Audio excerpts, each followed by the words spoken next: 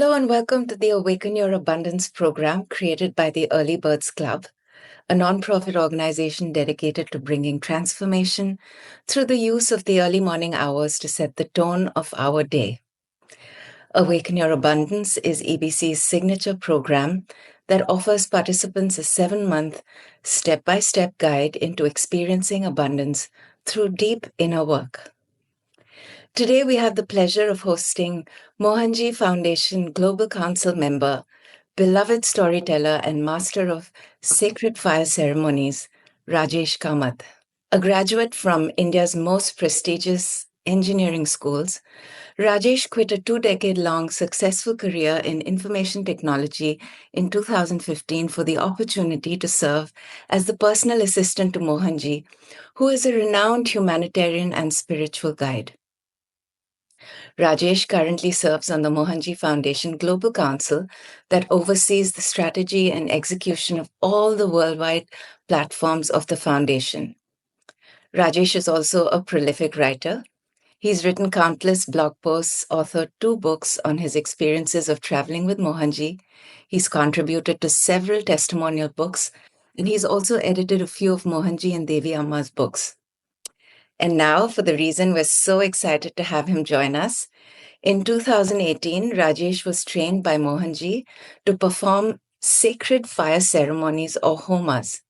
Since then, his spiritual practice includes conducting daily public homas for the benefit of the worldwide Mohanji community. He has also been training practitioners in the Mohanji Homa method for the last couple of years, which I had the privilege to attend. Rajesh, we're so honored to have you here. Thank you so much for joining us. Thank you for having me here. It's a pleasure. And thank you for the very nice introduction. Rajesh, could you share a bit about the history of homas, the sacred fire ceremonies in India, and their significance as a spiritual practice? My understanding of scriptures is fairly limited, but from whatever I've gathered based on my own understanding and interest, is just like mantras are the mainstay or the main spiritual practice of our current yuga, which is Kali Yuga. Homas or yajnas used to be the main spiritual practice of Satya Yuga. So in Satya Yuga, it almost everyone used to perform homas as not just a spiritual practice, but that was like deemed the spiritual practice for the yuga, and there were more accessibility to the deity. So in that sense, it was much easier to perform them as well. And the other thing is what homas. Over the ages, I think what's in India, if you look at where homas stand, is that most people do them for a certain benefit. So what happens is people do use it for housewarming, for various occasions, for resolution of problems. So homas are more or less conducted almost all over India. In different parts of India, they're done in different ways. But the mainstay is that the way I would put it in a nutshell is it's a solution to a problem. So a lot of people use homas effectively to resolve their terrestrial issues within their terrestrial existence. Now, with respect to homas as a spiritual practice, there's a section. So when you look at homas, right, the easiest way to look at what a homa is, it's essentially using fire as a medium to deliver a particular intention using a particular set of deities. I mean, that's what I would kind of put it in a nutshell. So fire is the vehicle. It's called the mouth of the gods. And fire is considered the only element in the world which is pure by itself. Nothing can impure. It cannot be impurified. I mean, in the sense that anything you put in it gets purified. So in that sense, it's the only pure element, and hence it's considered the mouth of the gods. So homas by themselves, in the sense, the fire, even though it's a mainstay, it's just a vehicle. What happens within the homa is the methods that they use to call the deities and to deliver the intentions. Now, they come in different forms depending on what you, depending on the audience, the intention. So, for example, a typical homa is done in India where a particular host requests a particular intention, ordains a particular priest to, or organizes a particular priest to deliver that for him. So in that sense, depending on the priest, they choose the method and they deliver their intention. But that's primarily for either an individual or an individual's family. So that's where a homa or a havan comes in. Then there's another set of homas which kind of come into the domain of public good. So there are yagas, yagnas, which are essentially performed not for the individual but for different ways, but it's for the greater good. So in that sense, those are another set of homas that happen. Then there are homas that are qualified based on the methods that you use. So for example, there are homas that use the Divine Mother's presence, so they are usually the tantric homas. Then you have homas which are the Vedic style, which is you are using the Vedic deities which primarily come from the Vedic scriptures. So those are the Vedic homas. And then there are the various other versions depending on the type of spiritual practices people do, which is Agori homas and Shabri homas, and there are many more different types. The Vedic homas, by and far, are the most purest form in the sense that you cannot do anything negative with it because the deities and the methods, they all involve purity. So in that sense, that's, but the other homas can also be used for good or bad. When I say bad, it's like the intentions are not completely pure. So in that sense, that is one. And then there's one set of homas which are called Agnihotras. Agnihotras are a purely personal set of homas which are done by an individual per se, always by an individual for their spiritual evolution. So Agnihotras are typically, they also have an intention, but it's more like a spiritual practice. So I think one of the people I trained under, so he's technically an Agnihotri, does many homas, all the different Vedic homas, Tantric homas, but his main spiritual practice is sitting by the fire. And there are methods. I mean, depending on the person or the guru that trains you, you have different ways of doing Agnihotra as well. But Agnihotra is a personal. So when you mentioned the last point that you mentioned, Homa is a spiritual practice. Agnihotra is the method that usually is used by people to do that Homa. That was really great, and that's actually one of the things that we talked about with our participants. That fire is one of the only elements that you cannot contaminate. That it's pure in the way that it exists. So that was beautiful how you brought it in, in context of homas. Um, so how would you place yourself within this sort of already given space of homas that has existed for a long time in India? So what I do from a Homa, I mean, I'm not trained on the Vedic style. I follow the method that was given to me by Mohanji. It's not a Vedic, it's very close to the Vedic style. So in the sense that it uses Mohanji's energy to deliver the result, so it cannot be used for harming anyone. So in that sense, the purity is one of the main requirements of this practice. So in that sense, it's very close to the Vedic style that you cannot use it at all for anything negative. So even if you have a negative intention, it would not be possible to do anything in the Homa to affect anyone. So in that sense, and the second part of the audience for the homas that we do, in some cases, the people request it's individual, but by and large, it's probably comes in the set. I mean, the Mohanji Homa method can straddle across any of these categories. So it could be used as Agnihotra method for your personal training. It could be used to deliver a particular result for an individual or their family, which we do as well. And then the larger set, which I mean, I think it's true power and the scale of Mohanji's Homa is evident when you do it for public good. So in the sense that we do it every day for the greater Mohanji community. And in that sense, I think I feel it delivers results for them. So it's whether it's protection, abundance, prosperity, health, well-being. So in that sense, Mohanji's scale is big, Mohanji's stature is huge. So I think whatever you do in that energy with a pure intention, I feel it definitely fits into the yagya or the yaga method as well. So in that sense, I think Monji's thing is you can use it to crack a nut and to destroy a boulder. So anything, I mean, whatever the scale of the problem, I think Monji's method is good enough to handle either. And again, as a spiritual method, since you're connected to the master's energy to deliver the Homa, the more and more you connect to it, the individual aspect gets diluted. And in that sense, it's also a perfect method of Raj Yoga to connect to consciousness with awareness. So I think it's a beautiful spiritual practice as well. Is this the only practice that you do in terms of homas, or do you also do the other styles of homa? I've been attending the priest training. So we've been also been trained on the Vedic style. So doing the traditional Ganesh Puja, Vishnu Puja, Shiv Puja, Mahasudarshana. So we are being trained on that. And I've attended that just for the sake of completeness. But by and large, if I had to do it, I would probably stick to the Mohanji Homa method because it's simplistic and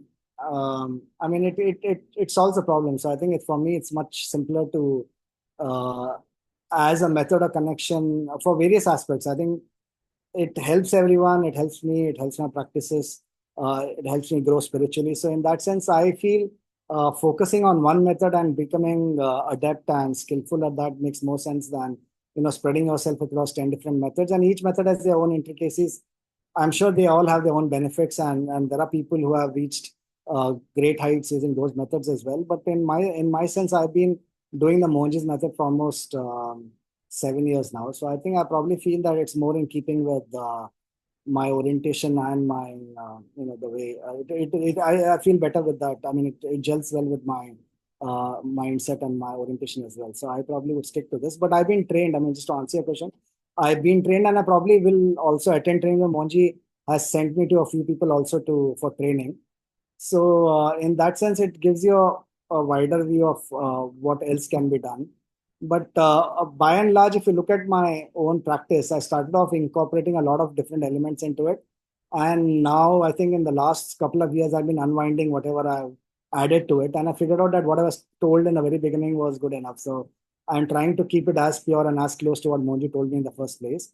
And I think I pretty much almost removed everything that I introduced myself. So I think what's given by the master is always the best and simplest. So I think one is I want to stick to the same method, and second, I realize that what Monji gives is good enough. There's no need for adding because that's the other problem when you get when you get acquainted with other styles of homas. There's always a thought that goes in saying, if I add this, it might improve or whatever. But I think each method had its own reason for having it, and mixing things is probably not the best. That's what my understanding has been in the long run. Thank you. That's a really great answer to it. You also kind of segued into what I wanted to ask you about. You talked about your orientation and knowing that Mohanji never places anyone in a space that doesn't fit with their own larger spiritual goal.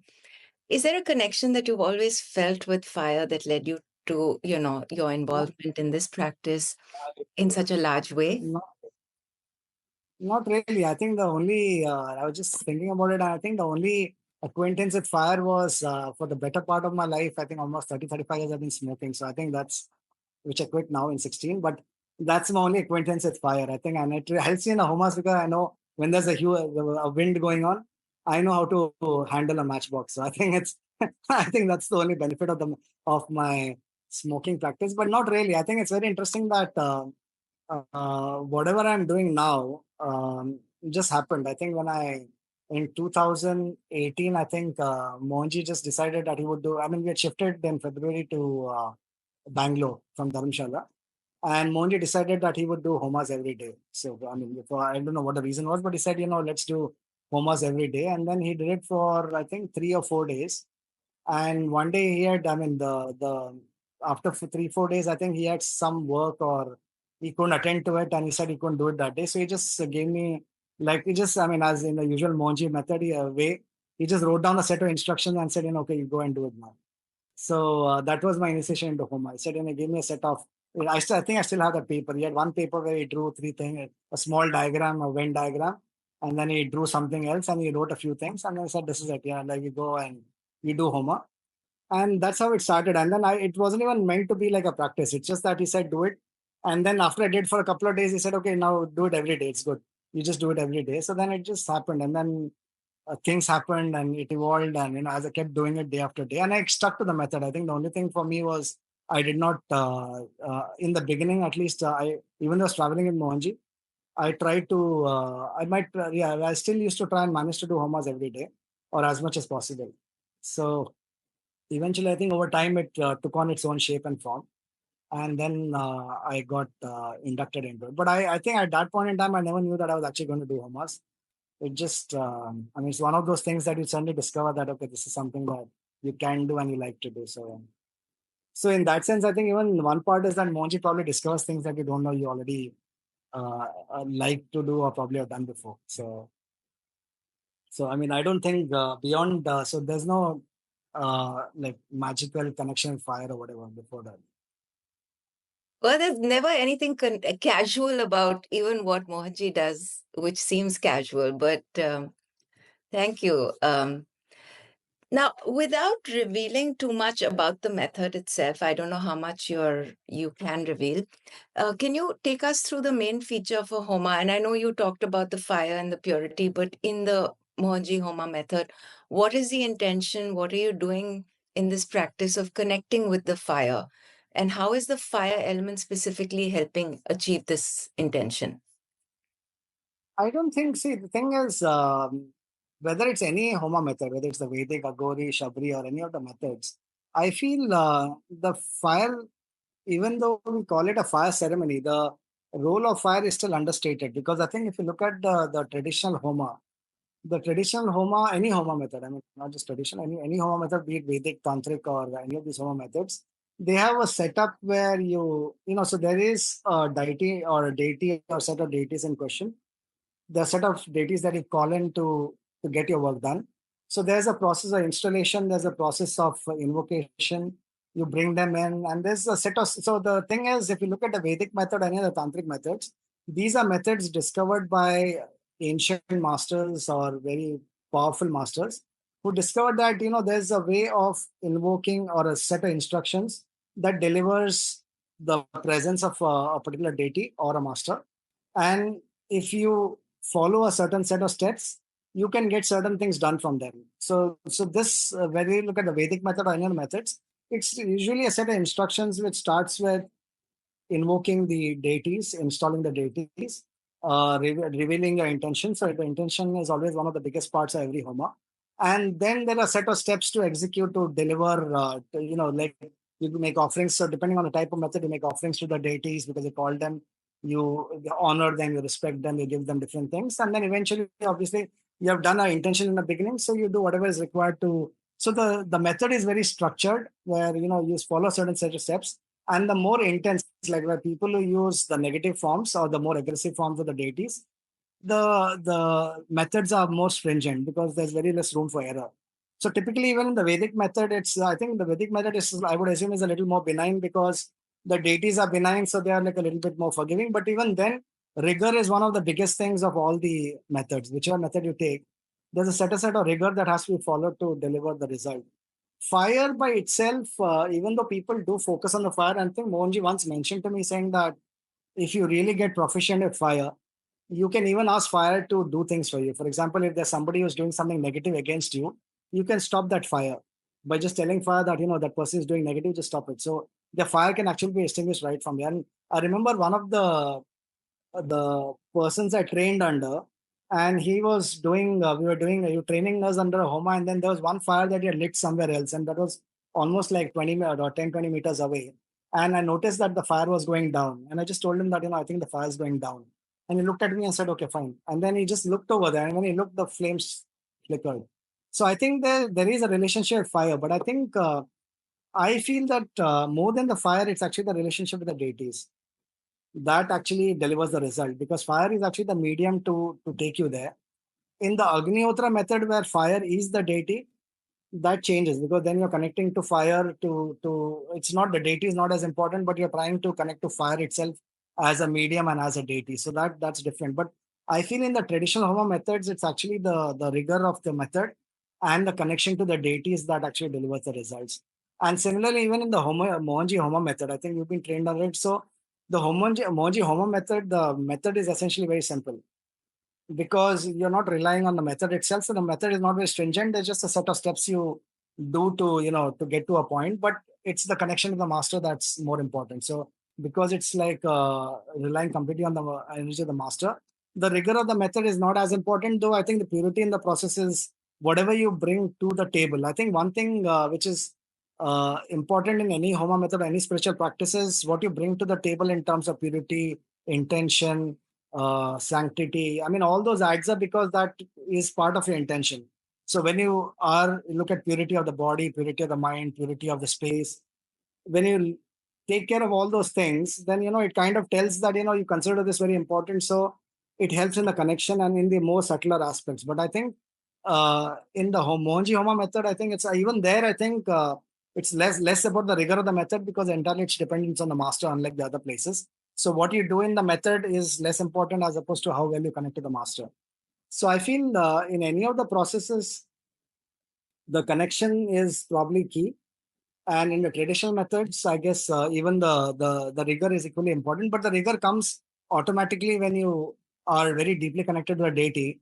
You ensure that you do it in the right spirit. So the method and the steps are not done just for, like, there are a lot of priests who do steps just as a way of they just do it mechanically. While there are priests who do it with complete like the people who trained us from Kerala on the Ganesh Puja, when they do the puja, you can actually see their connection, because they are, even though they are doing the steps, they're completely into it. Like, for example, a very simple thing, there's a particular flower of that's offered to Ganesha, and it's got a pistil, one of the stamens which comes out.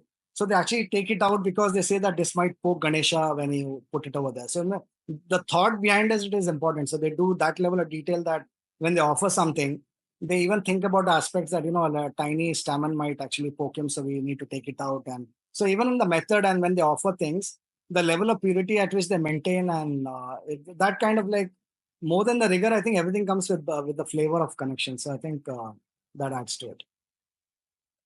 Yeah, thank you. You brought up this, the deities and the fire and that connection being so powerful. What you're essentially working here is with frequency, right? Because even when you're connecting with the deities, it's through the mantra, which is the sound frequency, and intention, the purity, and the fire, which is just pure energy. Could you say a bit about this piece on frequency? See, thing is, the way I think about it, right, is I think less about frequency and more about feeling, because frequency is a very you know um, it's not easy to identify frequencies or connect to frequency. I mean, obviously there are people who do that, but it's not a very standard. It's not. A better way to think about it is connection and feeling. When you say connection and feeling, right? So, for example, what happens is when you connect to either a master or a deity or the fire or any of these things, when you feel your way through the process. So, for example, like that example of offering a flower, if you actually feel the presence of Ganesha and offering a flower to Ganesha, the entire process becomes different rather than just a idol or you think that there's energy as coconut. So there's a coconut on a pot which is supposed to be Ganesha. If you really believe Ganesha is sitting there, the energy of Ganesha has actually been installed there, you would, and the way you relate to that energy would be completely different if you believe it's actually there. So in that sense, the connection and flavor you bring to it is like would be completely different compared to. So when you say frequency, right? The only reason why frequency is the right term, obviously, but frequency can mean many things, and then also it requires a little bit of a lot of subtlety, which I myself don't know if I ever been able to get to that level subtlety to identify. But when I say mantras, for example, for me, the you say sound and vibration, but I actually, for me, most of the times I'm just blabbering the mantras, but I'm focusing more on that feeling that comes when I say things. So for me, when I'm chanting a mantra, my focus is more on visualizing. I mean, mentally, it's like I'm visualizing the deity.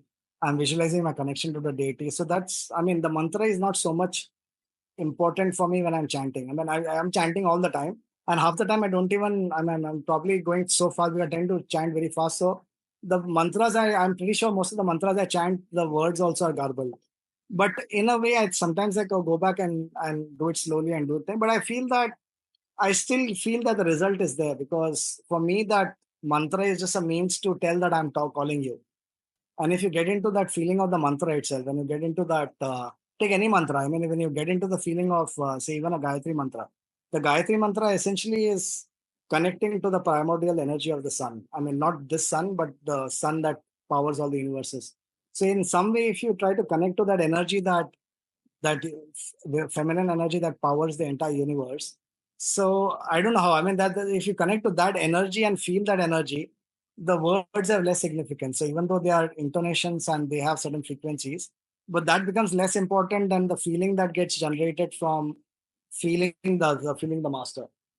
So that's why I feel that the frequencies that we talk about. So everything I think comes back to feeling and connection. For me, I think, I mean, this is my personal opinion.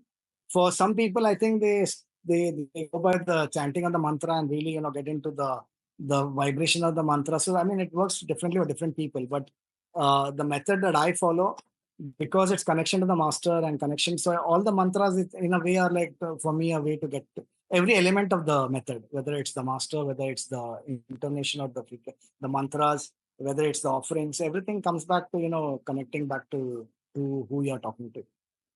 Now that's beautiful because it fits right in with what we're trying to do, even with our program.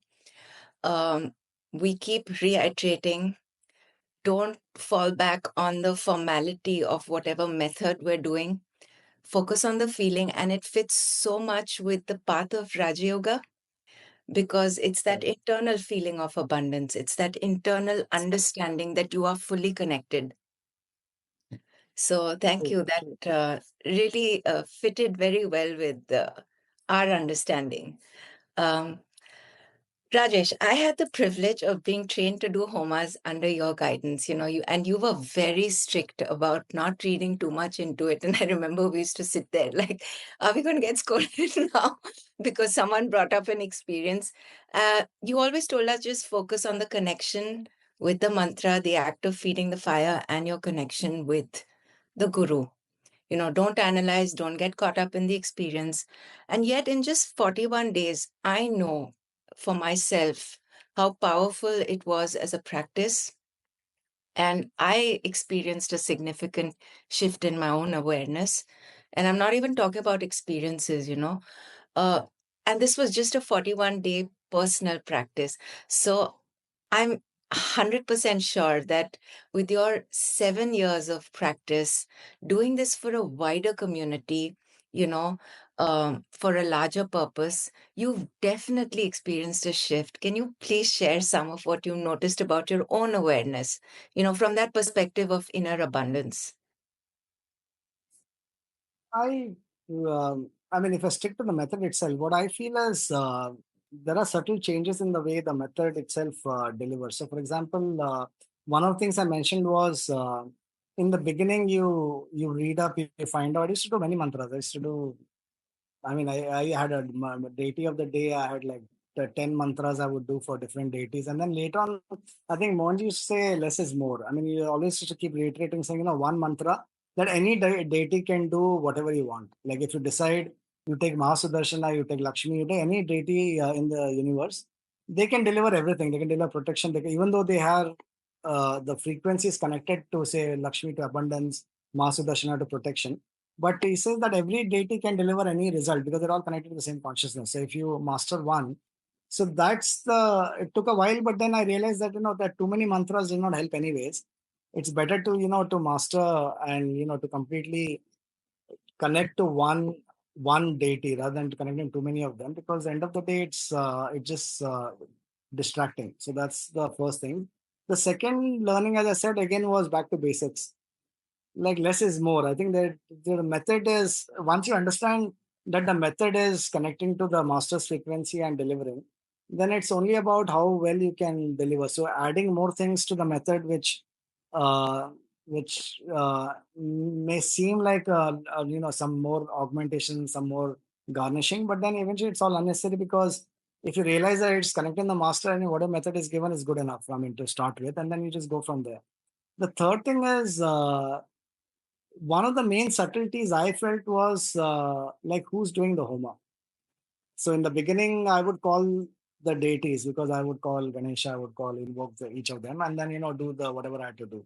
And then later on, I figured, okay, so then I don't know them that well. I mean, if I'm calling Ganesha, I don't have a great connection with Ganesha. I mean, I have a decent connection, but then again, it's like I'm relying on my connection to deliver it. So then, okay, so who better? Then I said, okay, maybe why should I call Ganesha? So maybe Mohanji knows Ganesha well. I know Mohanji well, so let Mohanji call Ganesha. So then that, and then later on, I say, okay, then Mohanji is Ganesha.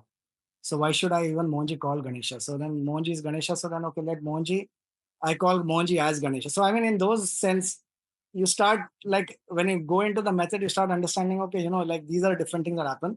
And obviously each person figures out in his own way, but I feel that those subtleties in the method, right? So for example, what the one thing that I feel that has helped me a lot is what I call continuous improvement. Like if you don't look at your method, you look at your method as a living document or a living process. What happens then is you go back and say, I want to do this better. So what can I mean, even a very simple thing like setting up the homa the previous night. So you don't, when you wake up in the morning at 3 o'clock, your mind's less active. I mean, it's more active spiritually, but less active, or you're less active physically. So then you're like, okay, I can be more efficient that way. When you keep looking at different parts of the homa, every aspect of it, 360 degrees, right from the physical to the metaphysical to subtle to your invocations, every aspect of it, there's always small things you can improve. And then, when you keep that in mind that you can keep improving the method, you get the hint saying, try this, try this. So, the thing is, I used to do homa for 6 hours, 7 hours in the beginning. Now, and then Moji used to keep saying that try to finish it in an hour, 2 hours, and I didn't know how. But now I think my homa's finished in say an hour or 2 hours, depending on the setup. But it doesn't take me long, except if it's a public homa and there are other mantras. But typically, I can finish an hour or hour and a half. So even the other thing you figure out is what are the different aspects that actually deliver the homa. Like how well you deliver the sankalpam is the intention is what is more important than the invocation also, because I think when you do this intention right, everything else follows, because whoever is calling knows very clearly what's there. And now I think Monji's introduced some more. I mean, in my last discussion with him, he introduced some more aspects saying that that if the deities are sitting inside you, then somebody inside you says yes. So, for example, if I say, I need protection, Datta sitting inside you says, okay. I mean, it's like, he said, it's like having a coffee. When you drink a coffee, there's somebody inside who says, I want a coffee, he drinks the coffee and says, I'm happy.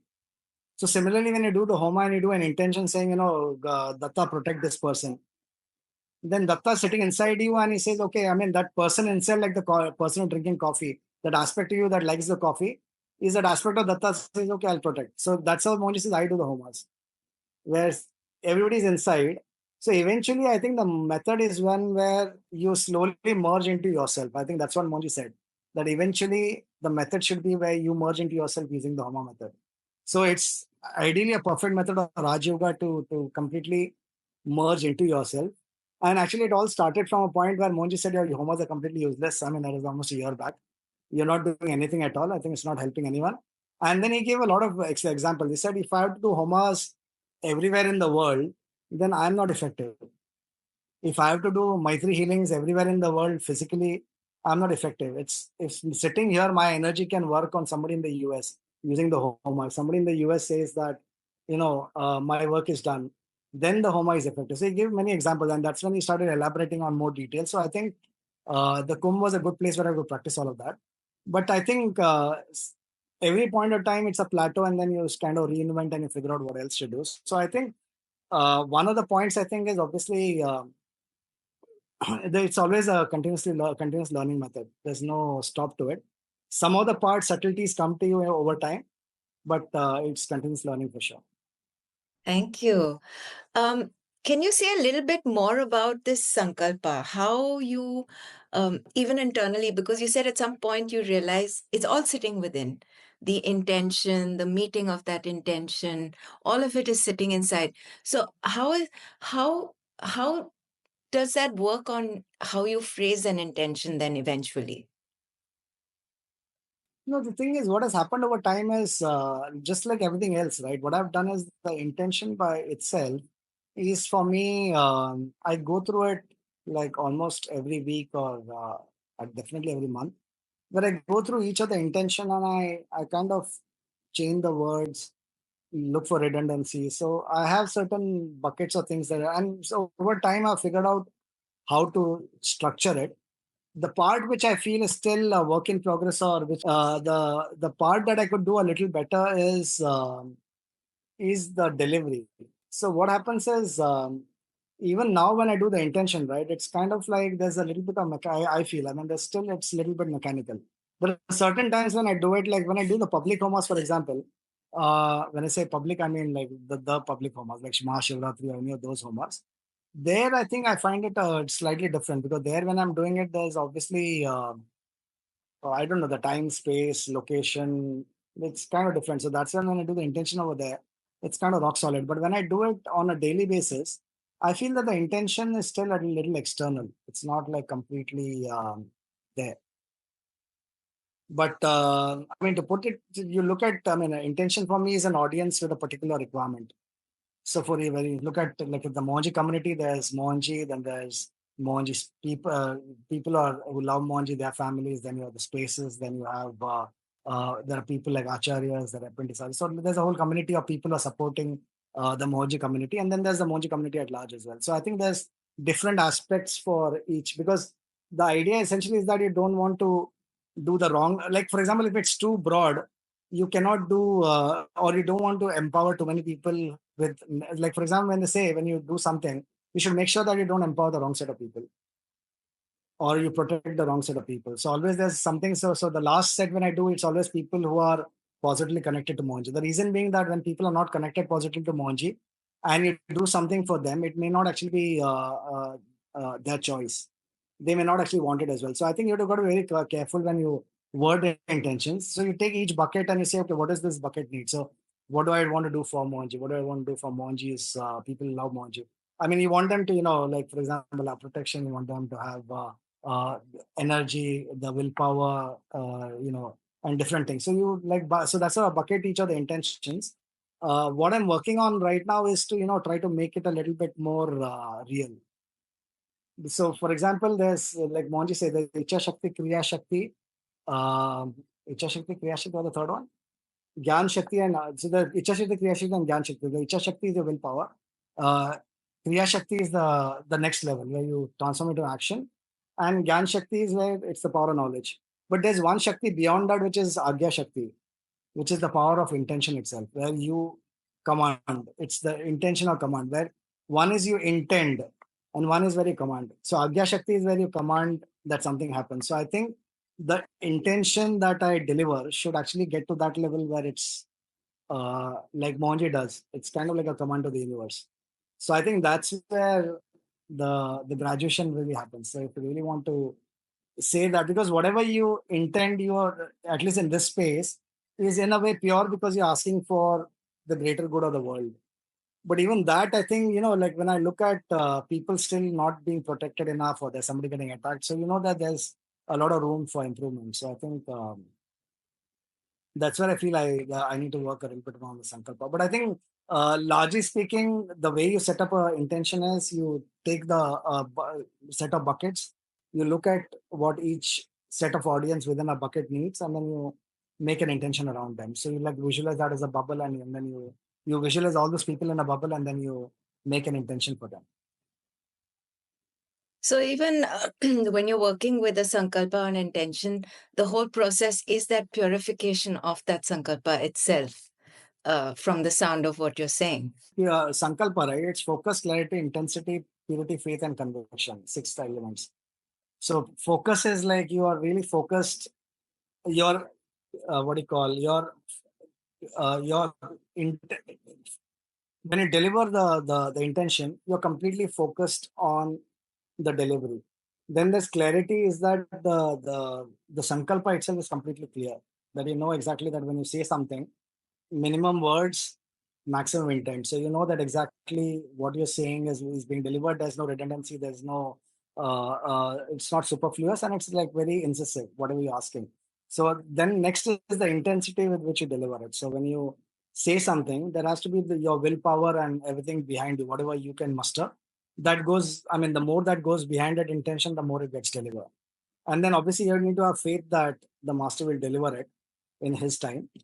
And then there's faith, conviction, and purity. So purity, definitely, if you, the more pure the the intention, the more chances of the tradition fulfilling it, because they know that there's no, I mean, ideally the every intention should be pure. Even abundance is pure from a spiritual standpoint, because when you are have abundance, you can actually focus on the spiritual side.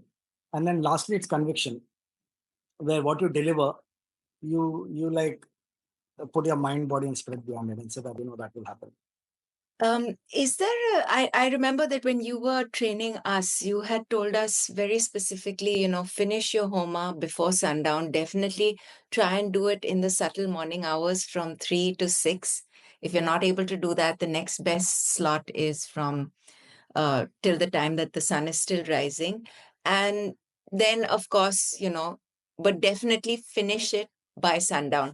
So, is there a difference, in the experience of performing homas, working with the fire element during the early morning hours versus the evening, between Not seasons? required. I think any spiritual practice you do, the time of the morning between 3 and 6 is the most powerful because at that time you can even notice it. I mean, if you might be groggy at that time of the day if you don't wake up that early.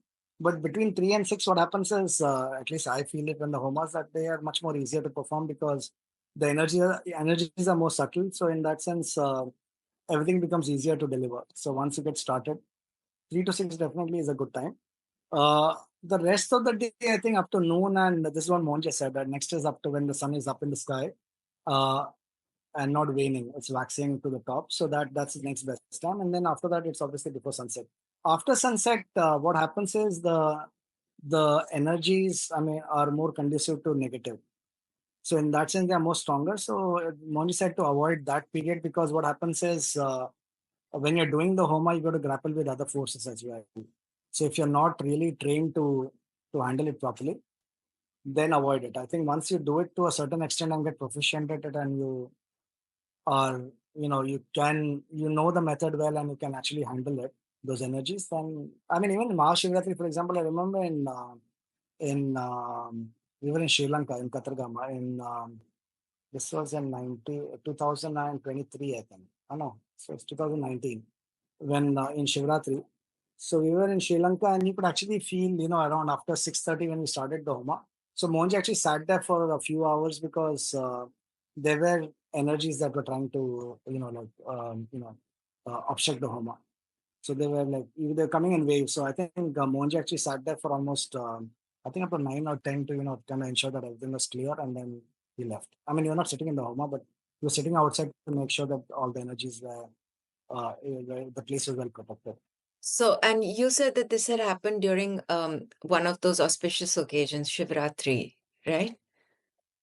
So, even on an auspicious occasion, working in that No, I nighttime. don't. Uh, it's not about a auspicious occasion. I think it's also that, whenever you do something, I mean, it's the forces are evil and good that they say, right? I mean, everybody is like trying to do things um, to ensure that the other side doesn't get away with it. So I think when they see something big like a Mohanji Homa happening in a public space on Mahashivratri, they obviously know that Mohanji might do a lot of good things with it. So I mean, there are people around who want to put a spanner and see if they can stop things. Obviously, they can't, but they try. So in that sense, I mean that's part of the whole thing. But I think that's what Monji said, that typically not to give too much weightage to these things, but I think it's just like they say, right? If you're in India and you don't know the place very well, they say women better don't travel in the dark or don't travel at night. I mean, some just like that. It's just a precaution that you take to make sure that, I mean, if you're in a place that you don't know much about, you try to be. It's common sense to be safe when possible. So I mean, the same set of things. And any difference with seasons, or is it all the same? Not really. I didn't see any. I think the thing is there are certain days which are powerful. So if you do on those days like eclipses, if you do any of the powerful days, Navratri, you have Vijayadashmi, any of the spiritually powerful days, masters, Samadhi days, deities' birthdays, deities, certain days that are good for a deity, Ekadashi, Purnima, sometimes even new moon. I mean, depending on the type of deity you're worshipping. So depending on there are times and days which are powerful. So 3 to 6 obviously is a time which is powerful. Then if you do Shiva, like Shiva worship, I think there's a certain time after sunset which is good. If you're doing Devi worship, time after sunset is good. But obviously, I mean, we don't do any of those things. But I'm just saying that it depends on depending on the deity you're worshiping. A day of the week is good. So for example, people do worship Lord Saturn or Hanumanji on Saturday, Ganesha on a Tuesday or Wednesday, Shiva on a Monday. So I think there are days that are powerful, days of the week. There are certain dates which are powerful. certain times which are powerful. So, like certain times in the day, like Pradosh, there's time for worshipping Lord Shiva. So yeah, there are times. I think if you can read the Panchang, there's something like Drik Panchang. I think that's one of the popular apps out there. So you'll get information about a lot of these auspicious dates to for during which you can actually do not just homa but any spiritual activity. Thank you. Um, what has been your most memorable experience or realization while performing the homa or connecting with the fire element? I think the biggest realization I'm not doing anything. I think after a point you realize, in the beginning you think you're doing the homa. After some time you realize, that any of the results, I have no idea what's happening. I have no idea who's delivering them. I have no idea who's coming. I have no idea. I mean, I have no idea at all. So I think that's the best realization of the homa. That I'm just sitting there and looking pretty. I think other than that, somebody else is doing all the work. So I think that's probably the only realization, the main realization I say of the homa. And then I think the more and more you get into that space, I think then the more and more that will happen also. As an element in the yogic understanding of the subtle body, fire is the ruling element of the solar plexus. This is also the seat of our own personal power, motivation, drive, one's ability to express one's uniqueness in the world. So, how does this fit with your understanding and experience of working with fire every single day since 2018? I mean, I don't know. I mean, I've never actually gone into that level of. See, the thing is, when I do the Homa, right? I mean, thankfully, I don't really get much into the details of it. I just do it as a third party observer, finish it, and move on. I don't. I mean, after the Homa, it's over, and then I don't bother about it anymore. I just focus on the method itself to try and improve it. But I really don't know. I mean, I've never really given much thought into. No, for the main reason being that the thing is. What you're saying is true. So, for example, when you look at the solar plexus, that's where, if you look at the physical energy, they call it Bhutagni, which does digestion. So, that's where the power of digestion, the power of assimilation, all of that comes from the fire element. When you fast, that the physical aspect of the fire energy goes down. And then there's, I think it's a Chidagni, I don't know what it is. There's some two Agnis, one Agni, Jatharagni and Bhutagni, I think. Jatharagni is what is used to physically do the processes of metabolism and assimilation. And then when you fast, the body has a chance to quieten that and then it moves up. So that's when fasting makes you feel lighter and it gets you into the other side of, I think that's what's called Bhutagni, which is kind of the spiritual fire. And that accelerates, I mean, that helps you evolve faster in the sense that whatever practices you do, they become more subtler and more effective. But at the same time, I think I don't really think on a practical level that helps you much because the method that I follow is, I mean, when you look at the Raj Yoga method, the specific aspects of what's happening is less important than the connection to awareness. So these things may happen, but I don't think that, I mean, focusing specifically on the solar plexus energy, like there are methods, I mean, to put in perspective, there are many methods that focus on energy of a chakra and trying to evolve it and balance it and repair it and to they call them like getting them working properly in each area and removing the blockages from that. But I think the method we have is much more simpler. So our method in Raj Yoga is connection to our master and connecting consciousness through him. So it's his problem to figure out what's happening inside. So why should I bother with all that? So I just try to connect to Mohanji and focus on my connection and trying to improve that connection. Because eventually the lower order things, whether it's chakras or frequencies or disalignments and blockages and all of that is his job to figure out okay, if there's some parts which are not in alignment, he takes care of it anyway. So I don't I mean I used to do that in the past a lot. I mean the practice I used to follow maybe 10 years back, I used to think about all those things, but now I don't think it's particularly relevant because I think I have a master who can do all that. So I think I'll be lazy and try to focus on him and connecting to him and let him do all the heavy lifting. The same thing with the Homa. I think the same thought works there. I sit there and just chant and try to connect to him and let him do all the heavy work. I don't bother what he does. I don't want to know how he does it. I don't want to know what happens. I just try to sit there and try to be as available as possible for him to do whatever he has to do. Thank you. Um, Rajesh, on behalf of our participants, they're going through this very intensive journey of self connection, through which they're also connecting with these elements. And in this case, it's the fire in nature to experience that abundance within. And you've talked about it several times. You've brought in Raja Yoga path, that path of inner abundance, that path of going inward to feel everything that is outside because it all exists within.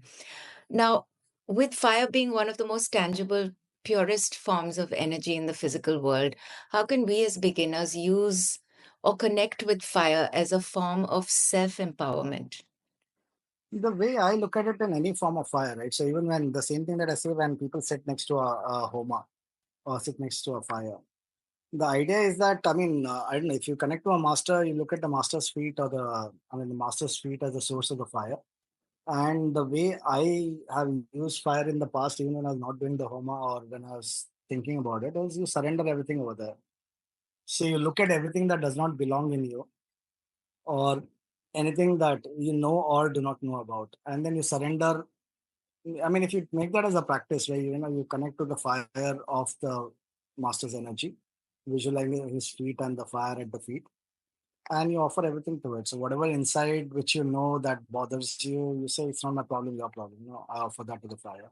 I offer that to the fire. You use that as a mantra, or you just offer it, visualizing the master's feet or the master and offering it there.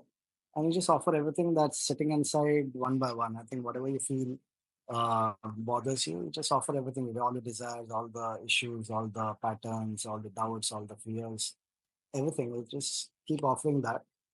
And I think that's a beautiful method to of both self. I mean, without getting involved with any of those problems. So whatever exists inside is fine. I mean, it's there. So you're not saying that I want it to go, but I offer it to you because I know it's sitting inside.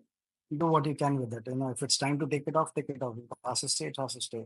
Habits, addictions, fears, patterns, everything. Just keep offering that.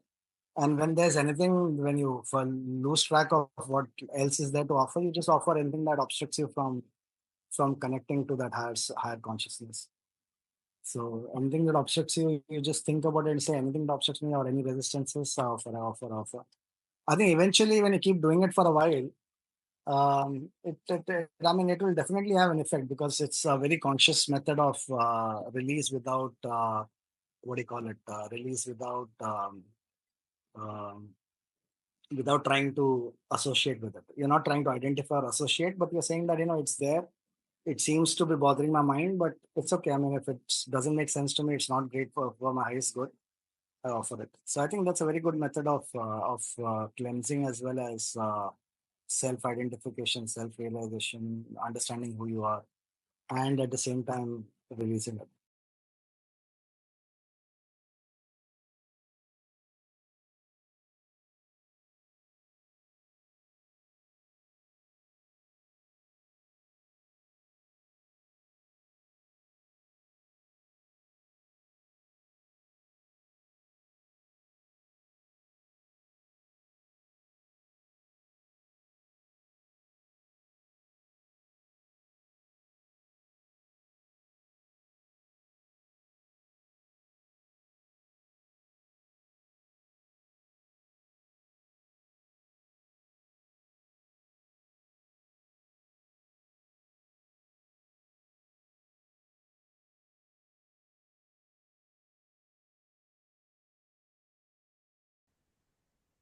Last question, Rajesh. Thank you very much.